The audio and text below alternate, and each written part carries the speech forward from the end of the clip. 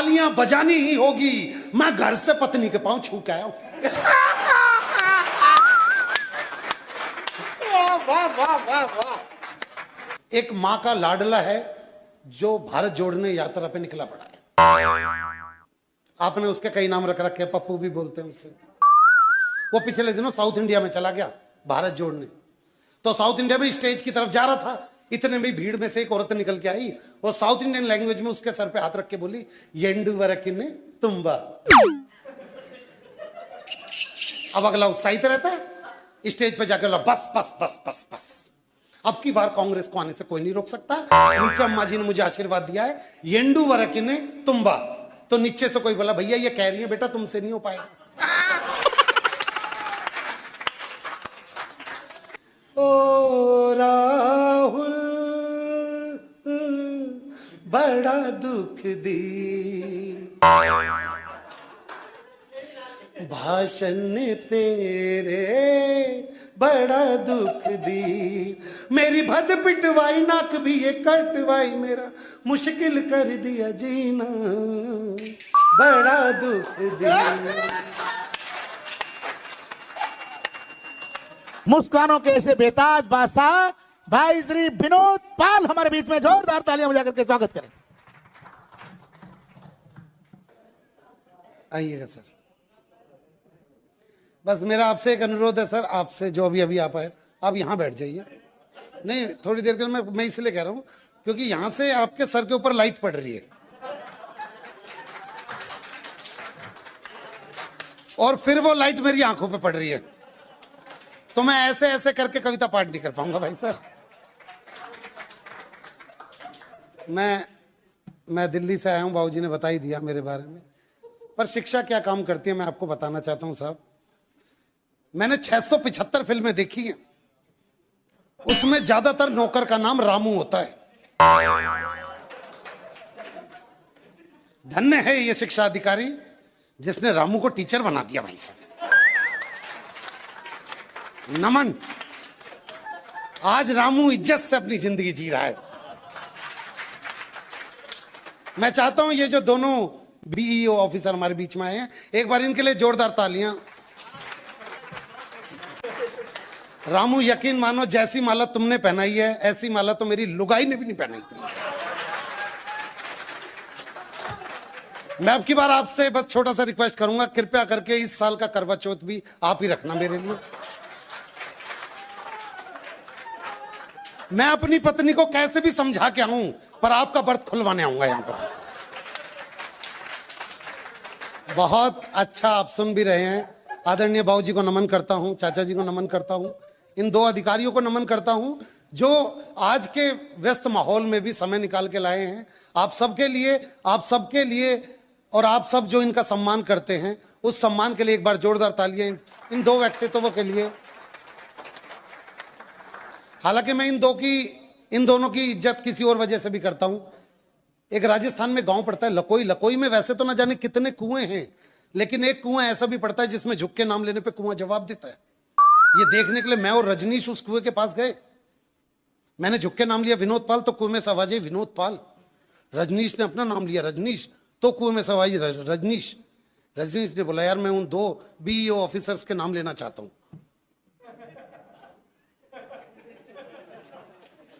तो एक नाम तो मैंने लिया भाई साहब, प्रशांत सिंह राठौर जी। तो कुएं में से आवाज नहीं आई।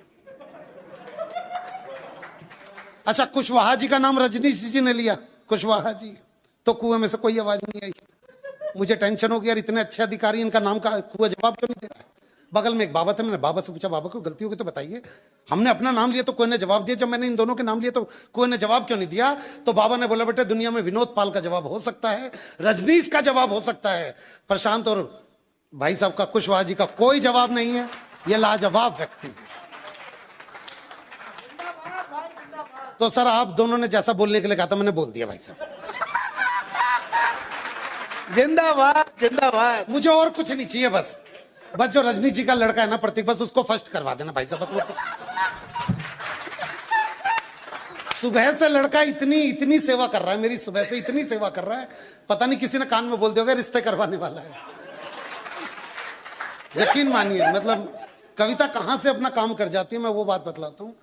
आइए, मेरे गुरु जो हमेशा से कहते हैं, और उर्मिलेश भैया हमेशा से मंच पे एक बात कहते हैं, बाबूजी आपके बेटे से मैं दिल्ली में मिला था और उर्मिलेश भैया ने एक बात बहुत बढ़िया बोली थी और मैं उस बात को हमेशा एडमायर करता हूँ कि विनोद कुछ ऐसा पढ़ो कि अगर तुम रुक जाओ तो आगे की पंक्तियां बैठा हुआ सदन गाए।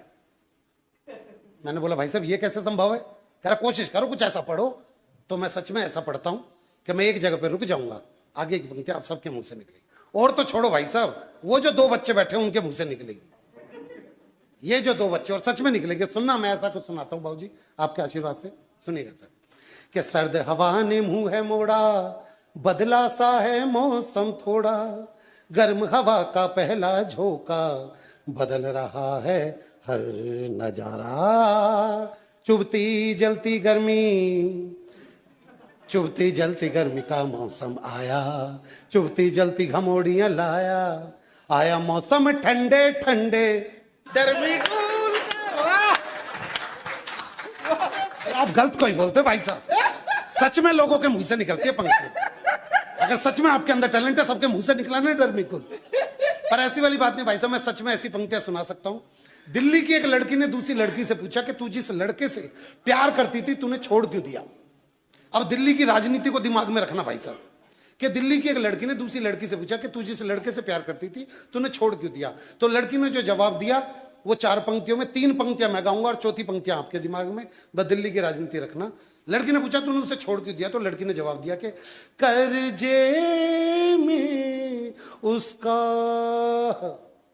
एक एक बाल निकला, कहाँ का धनी था वो कंगाल निकला, मैं मोदी की तरह गरजने वाली, वो खांसने वाला केजरीवाल निकला। बहुत अच्छा सुनना चाहिए।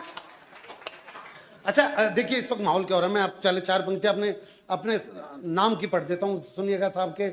आपके लिए चंद कतरे लहू के लाया हूं, आपके लिए चंद कतरे लहू के लाया हूं, मुरझा गया हूं पर फूल खुशबू के लाया हूं, और आप लोगों को तालियां बजानी ही होगी, मैं घर से पत्नी के पांव छू के आया हूं।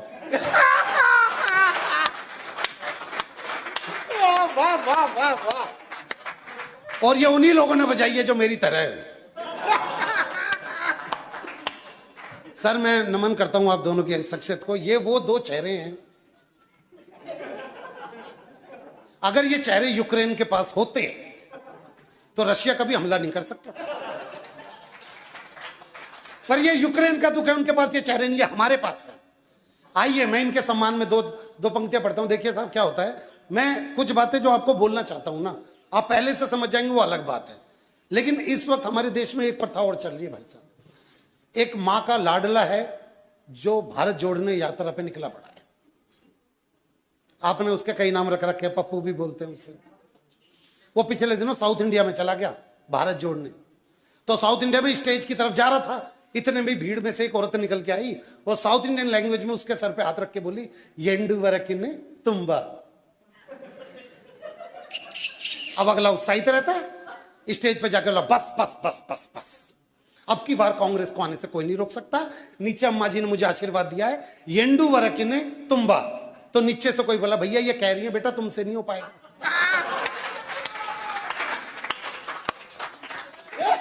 ये हालात ऐसे बन गए। अच्छा अब ये मान लीजिए कांग्रेस यहां से चली गई, इटली चली गई, अब इटली में उसका क्या दृश्य होगा। आंखें बंद करना और दृश्य देखना कि इटली के गार्डन में मां सोनिया गांधी कुछ फूलों को जल दे रही है, उन फूलों में से एक फूल जो फल फूल नहीं पा रहा है। थोड़े से आगे में श्री श्री 1008 रॉबर्ट वाड्रा महाराज कुछ कच्ची जमीनों को अपना नाम लिखने की कोशिश कर रहे हैं, और वहां कोने में दिग्विजय सिंह जी कच्ची कलियों को पानी दे रहे हैं। ऐसे एक दृश्य में मां सोनिया गांधी अपने बेटे से क्या कह रही है आप सब जानते हैं। लड़के में कोई कमी नहीं है, बस भाषण में ऊंच नीच हो जाती है उससे। तो माँ यहीं से ही अपना दर्द कह रही है। गाना राम लखन फिल्म का है, बस मैंने कुछ शब्द इधर से उधर बदले। माँ बेटे को सामने बैठा के कह रही है, ओ राहुल बड़ा दुख दी भाषण तेरे बड़ा दुख दी, मेरी भद पिटवाई नाक भी ये कटवाई, मेरा मुश्किल कर दिया जीना बड़ा दुख दी। पर मां की असली चिंता क्या है वो अगली पंक्ति में बता रही है। मां क्या बोल रही है, तूने अपना घर ना बसाया, वाह, दिग्विजय सिंह तो दूज ले आ,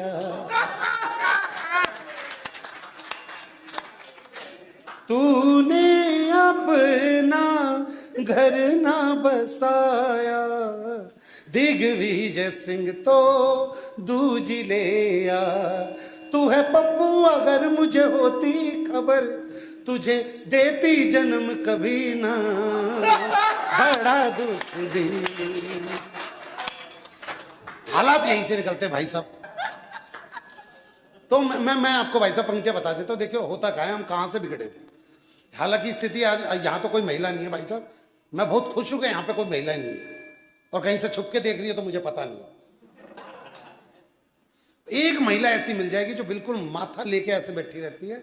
मैंने उस दिन मंच पर कविता सुनाई, मुक्तक सुनाया, छंद सुनाया, पर अगली ताली बजा के नहीं दी। बाबूजी मैं नीचे गया, पैरों में पड़ गया। मैं कहा बहन जी अब ताली क्यों नहीं बजा रही? बोली तेरी शकल मेरी सास से मिलती है।